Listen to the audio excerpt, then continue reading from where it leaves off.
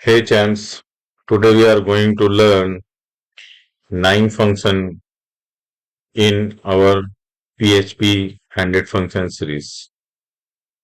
So now let's start text. This is a test for test. Now the function is explode.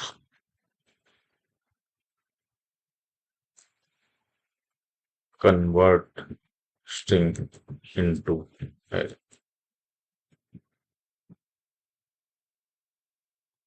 Now this text is convert into array like this value is 0 index and this one is 1 and this is 2, this is 3. So now we can check where done. Now we can check in browser.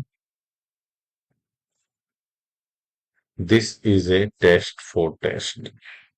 So if you want any string to make array, so you can use explode function because sometimes we need just print convert value 0 only first letter. So in this case this function is helpful to us, like if I'm going to browser now, this, so only this is here. Okay friends, if you think this video is useful to you, so like, subscribe, comments and share this video. Thank you very much for watching.